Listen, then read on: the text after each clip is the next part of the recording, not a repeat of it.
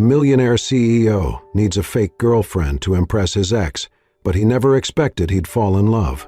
Under the relentless glare of press lights and the sterile chill of the downtown conference hall, Nathan Hale adjusted the cuff of his suit, eyes steady as he stood behind the podium. Reporters packed the room, all hungry for sound bites ahead of Hale Media's 10th anniversary gala. Questions flew like arrows about sponsors, projections, celebrity guests. He handled them all with his usual polish, barely blinking until she walked in. Isabelle Laurent entered like she owned the oxygen in the room, elegant in crimson, lips curved in a smile that could cut glass. She took her seat beside Nathan, as planned, and leaned into her mic with perfect control. "I will be attending your event, of course," she said, her voice cool, practiced. "It will be delightful to see what a decade of independence has done for you." She paused just long enough to draw the room in. "Perhaps this time you will bring a real girlfriend, not just another contract actress wrapped in sequins." Laughter stirred among the press. Nathan's lips remained frozen in a diplomatic smirk, but something in his jaw shifted.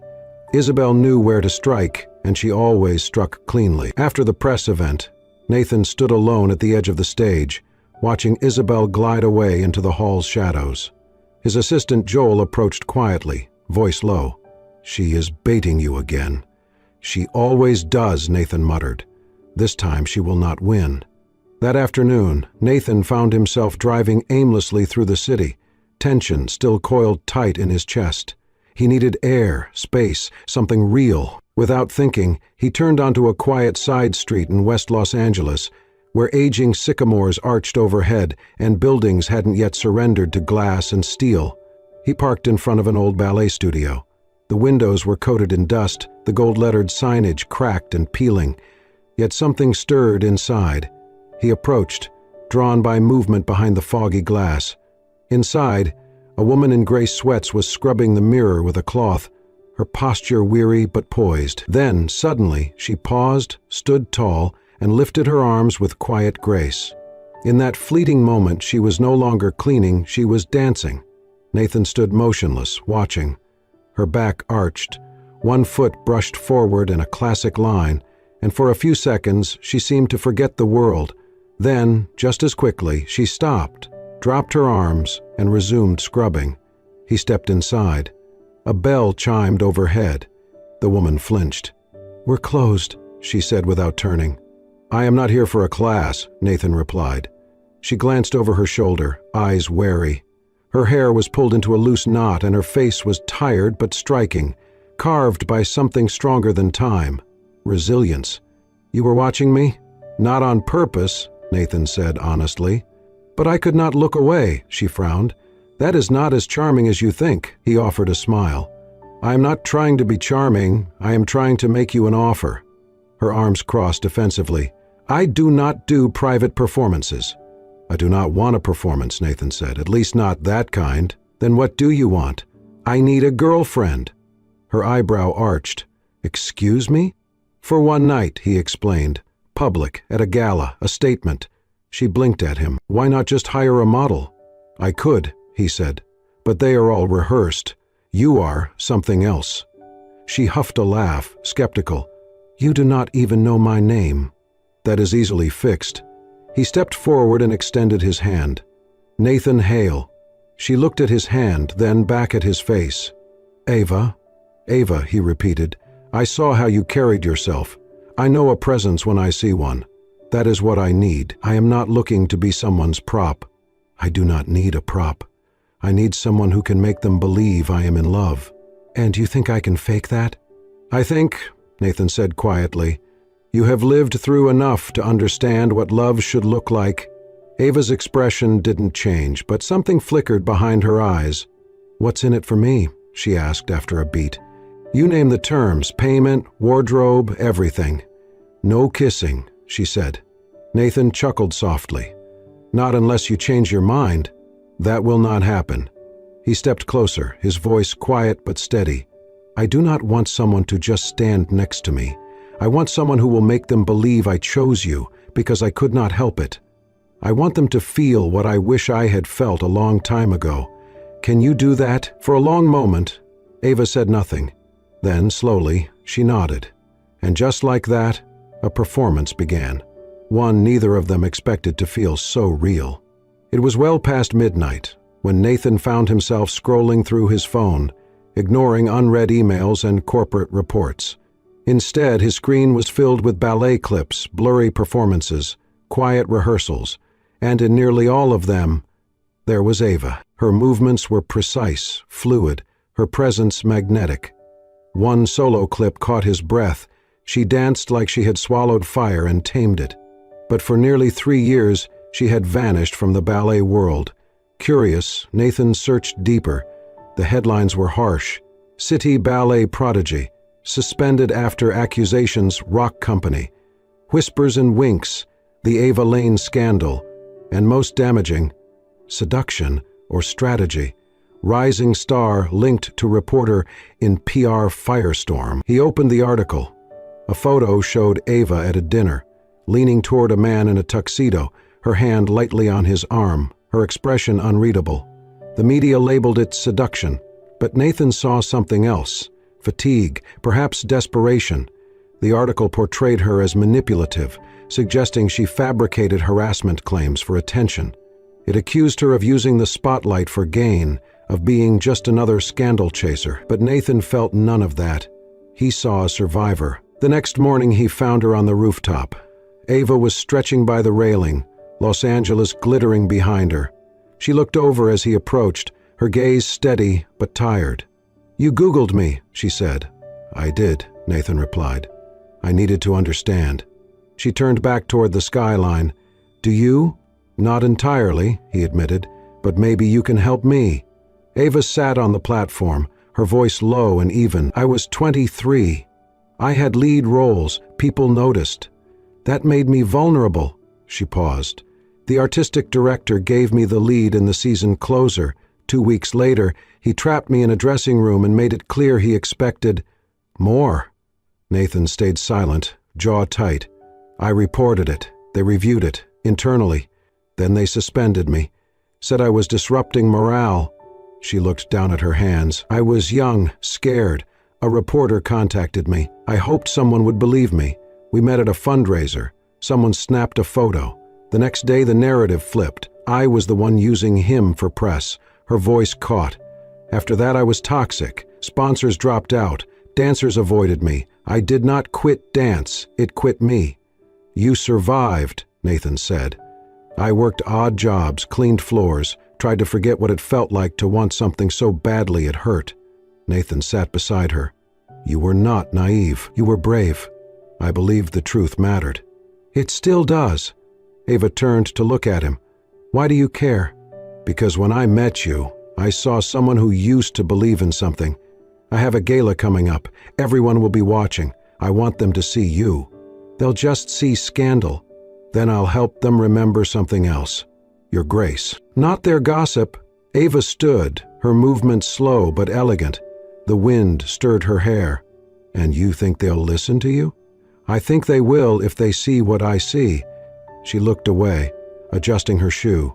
"You do not know me." "Not yet," Nathan said, "but I want to." That night, Nathan sent a single clip to a choreographer he trusted, an old video of Ava dancing by moonlight. With it he wrote, "Tell me this woman does not deserve another stage." Back on the rooftop, Ava practiced again. She moved with a silent strength, a quiet rebellion in every line of her form. And Nathan, watching her from afar, realized something profound. She was not waiting to be rescued. She had already saved herself. All he had to do was help the world see it. Ava had 3 conditions before she agreed to play the role Nathan proposed. First, no one was to know her real name. Second, no one from the ballet world could be involved in any press. Third, and most important, there would be no exploitation, no subtle digs at her past, no sly insinuations of redemption through romance. She would not be rescued. Not this time. Nathan agreed, and so the transformation began. Ava spent the following week in fitted showrooms, learning to glide in designer heels, testing shades of lipstick she had once thought belonged to another world. Nathan accompanied her to fittings and media training sessions, letting her decide what felt real, what looked right. At first, she approached it like a role, professional, detached.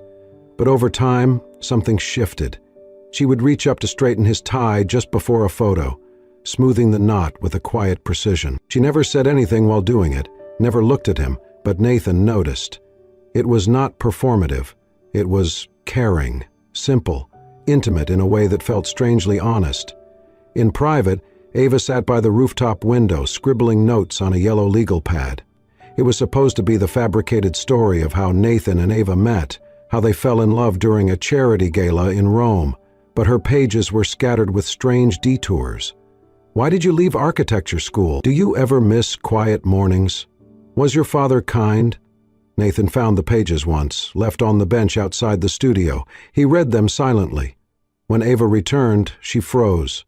"You are writing a script," he said, handing it back. "Or are you actually curious?" She took the paper, not answering. Later that evening, while sitting beside each other in the back of a town car, Nathan watched as Ava leaned against the window, staring up at the sky. "You look at the stars a lot," he murmured. "They do not ask questions," she replied. Still, Nathan began to answer the ones she had written. He told her about college, about building Hale Media from his dorm room, about the mother who never understood his drive, and the father who never forgave it. He even admitted to nights he still woke thinking of all the people he had outpaced and left behind. And Ava listened, not as a character studying a role, but as someone beginning to care. The night of the gala arrived like thunder on the horizon. The venue glowed with chandeliers and champagne. Celebrities mingled with media titans, and in the middle of it all stood Ava, radiant in a midnight blue gown, her back straight, eyes calm. She moved like royalty, but without arrogance.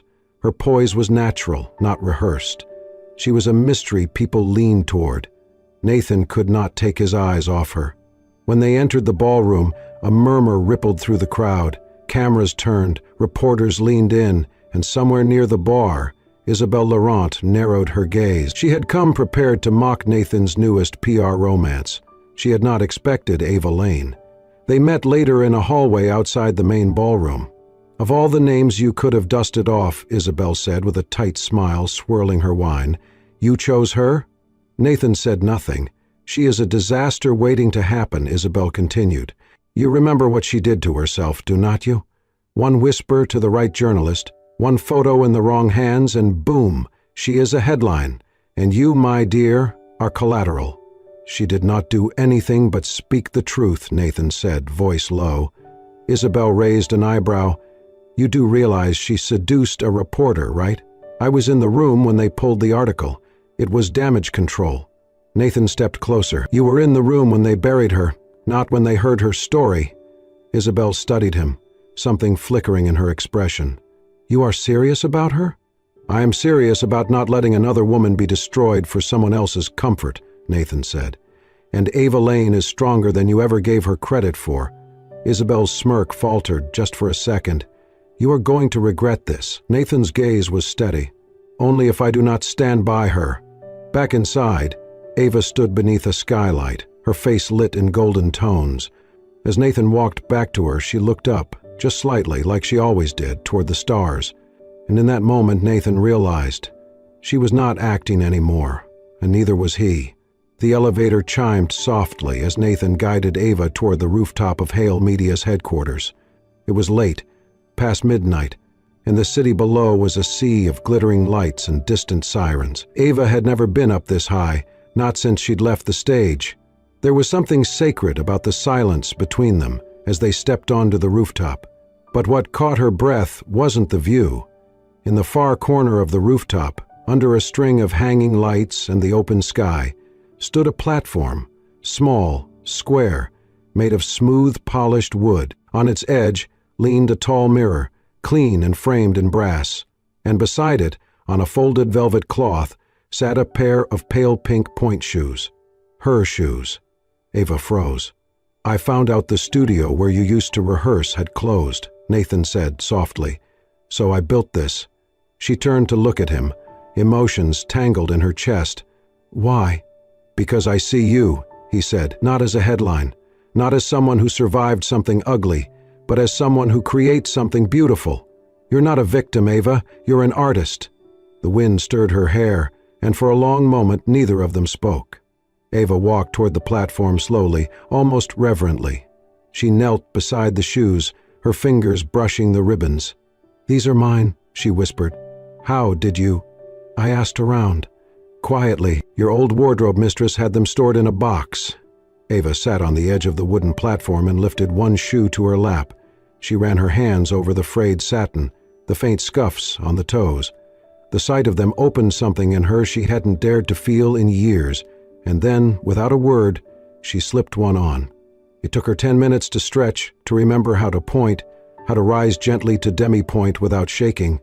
Nathan sat a short distance away, silent, letting her move through her own rhythm. Her first arabesque was tentative. Her balance was rusty, but she moved. She danced again. That night became a ritual. On nights when the events were over, when the gala lights had dimmed and the cameras were packed away, Nathan and Ava would return to the rooftop. Sometimes she danced. Sometimes she just stretched, sat, and spoke. Nathan often brought a sketch pad, and he'd quietly draw her, sometimes just her feet in motion, sometimes her outline against the sky. "I used to sketch to clear my head," he said one night as he handed her a page. "Now I sketch because I want to remember." The page showed her mid-pirouette, hair flying, eyes closed. Ava stared at the drawing for a long time, then smiled. One night she sent him a photo. It arrived just after midnight, a picture of her old pointe shoes resting on the floor beside her bed, the ribbons tangled but strong. The message read, "They're not torn yet." Nathan stared at it, his heart tight. He typed back, "Neither are you." She didn't reply, but the next evening she was already on the rooftop when he arrived, shoes on, hair pulled back, waiting. And when she danced that night, she did not look at the stars. She looked at him. It began like most attacks do, quietly, almost surgically. A single blog post, a headline that popped up on a mid-tier gossip site and then spread like fire through social media echo chambers. From ballet to billionaire, Ava Lane's real comeback strategy. The article hinted at everything but confirmed nothing. It questioned whether Ava was using her connection to Nathan Hale as a stepping stone back into the spotlight. It dredged up old photos from a charity gala years ago. Ava, laughing beside a journalist, hand lightly brushing his arm. It was enough. Within hours, Isabel had fueled the flames with insider quotes on several talk shows. She smiled into the camera, her voice syrupy. "I just hope Nathan knows what he's doing. Some people, well, they've always wanted fame more than anything." By evening, Ava's phone wouldn't stop vibrating. The worst came in the form of an email from the casting director of Requiem in Red, a contemporary ballet show she had long dreamed of joining. "Dear Ms. Lane, we appreciate your audition. However, due to unforeseen developments, we are moving forward with a different candidate." No explanation. No room for appeal, just rejection.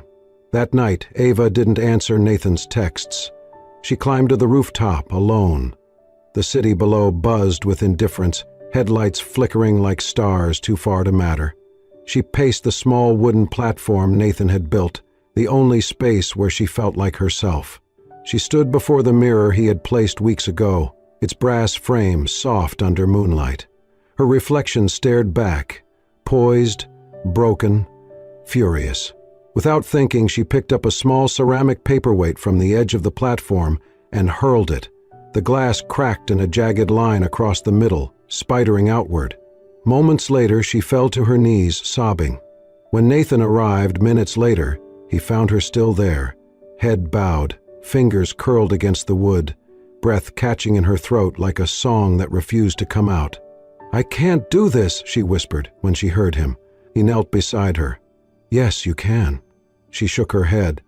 "They do not see a dancer. They see a headline, a cautionary tale in a designer dress.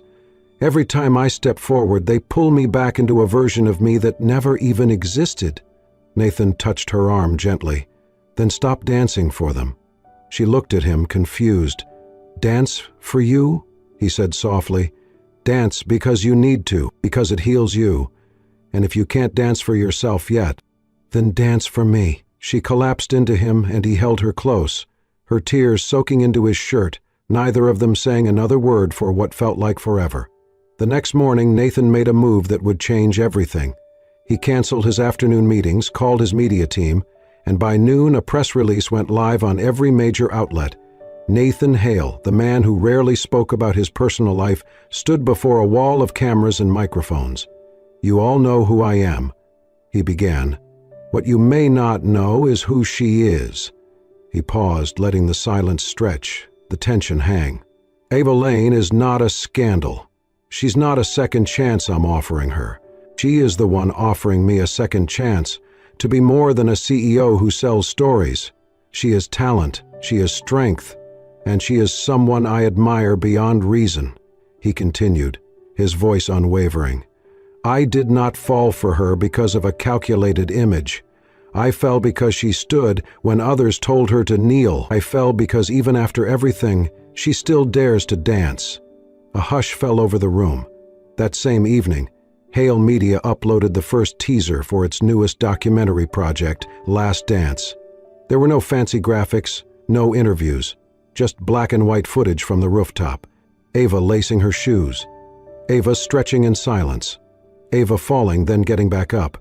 In one haunting moment, she faced the camera, sweat on her brow, voice low but clear. "I was never trying to be famous, I just wanted to feel the music again." The internet exploded, not with hate, but with support. Ballet lovers, survivors, artists. Women who had been told their voices were too loud, their ambition too sharp. Ava received thousands of messages. One simply said, "You danced for me too." She stood in front of the mirror again that night. The crack still bisected her reflection, but she did not look away. She lifted her arms, and she danced. Nathan had never been a man who let others fight his battles, and this time it was not just a battle, it was justice long overdue. While the press devoured the Last Dance documentary teaser, Nathan worked quietly behind the scenes. He hired a discreet team of investigators, lawyers specializing in workplace harassment, a trauma-informed therapist to support any potential whistleblowers. Over weeks, Nathan traced back to the heart of Ava's fall, the man who had orchestrated her silence, Victor Kessler, the once revered artistic director of the City Ballet Company. Nathan's team uncovered more than just Ava's case. There were others, dancers who had quit without explanation, emails that had been deleted but recovered, contracts that included vague morality clauses used to silence anyone who dared speak out. Nathan's blood boiled as the truth unfolded. When the internal report was complete, he called a press conference. The room was full, reporters, cameras, legal observers, and Ava, sitting silently in the front row, hands clenched in her lap. Nathan stood behind the podium, his expression sharper than ever. "Today we release the findings of an internal investigation into misconduct within one of the entertainment firms in which Hale Media holds minority shares. What we uncovered is disturbing but necessary to face." He paused. The man in question, Victor Kessler, abused his position, silenced multiple women, and destroyed careers under the pretense of artistic control. Ava Lane was one of them. A collective gasp echoed. "This stops now." Nathan turned toward Ava, his voice rising with quiet power. "No one can silence the voice of someone brave enough to speak the truth. Ava Lane is not only a survivor, she is a force, a beacon, and she deserves far more than an apology. She deserves the stage she was robbed of." He let the silence settle. Effective immediately, Hale Media is divesting all interests in entertainment subsidiaries linked to this history. In their place, we are launching the She Speaks Initiative, a nonprofit legal and recovery fund to protect, support, and elevate female artists silenced by power. The room burst into applause. Flashbulbs went wild. Ava did not cry. She stood, steady, eyes locked on Nathan. That night, the open-air amphitheater glowed like a dream. It had been built in just 2 weeks, an architectural marvel overlooking the LA skyline. Rows of seats stretched beneath the stars, and on stage stood a minimalist set, just soft lighting, white drapes, and a single wooden floor. No sets, no costumes, no orchestra, just Ava. The performance was called Resonance. It was her story, told through movement, silence, music, and pause. She began with her back to the audience, trembling hands by her sides, and then she moved, sharp, raw, full of restraint and rage. She danced the silence, the shame, the erasure. But then something shifted. Her movements stretched, lengthened. Her steps grew bold, elegant, defiant. By the final act, Ava spun beneath the stage lights like she was made of fire and breath. She did not dance like she was reclaiming something. She danced like it had never been taken at all. The final notes faded, the crowd rose, thunderous applause, tears, cheers. And then, to everyone's surprise, Nathan walked on stage. He said nothing at first, then he placed a hand gently over his heart. Eyes on her. "You asked me once why I believed in you," he said, voice low, but reaching every corner of the theater. "It's because I have never seen anyone rise the way you do. You do not need the world to give you a voice. You already have one." He stepped closer. "No one can make you fall, Ava. Not unless you believe they have the right to." She looked at him, open, overwhelmed, and for the first time in years she let herself believe she was no longer alone. The lights dimmed, the crowd roared, but the loudest sound of all was not applause. It was hope, crackling in the air like the first note of a new symphony. The world no longer whispered Ava Lane's name in scandal. Now they spoke it with reverence. Her return to the stage had triggered something far greater than a performance. It had sparked a movement. Media outlets began calling her the Phoenix of ballet. Social posts trended not with scandal, but with quotes from her final monologue. Critics declared her solo in Resonance as the most courageous performance of the decade. But more than acclaim, what Ava felt was something far deeper. She was free, not just to dance, but to live, unapologetically. She received offers, endless ones, brand endorsements, talk shows, even biopic deals. But Ava accepted only what aligned with her values. She spoke at universities, visited struggling art schools, and poured her energy into mentoring young dancers who had been made to feel small. She no longer needed to scream to be heard. Her grace spoke louder. Meanwhile, Nathan stood at a crossroads of his own. A major conglomerate approached him, a billion-dollar offer to buy out Hale Media and absorb it into their media empire. The deal would have cemented his name in the industry forever.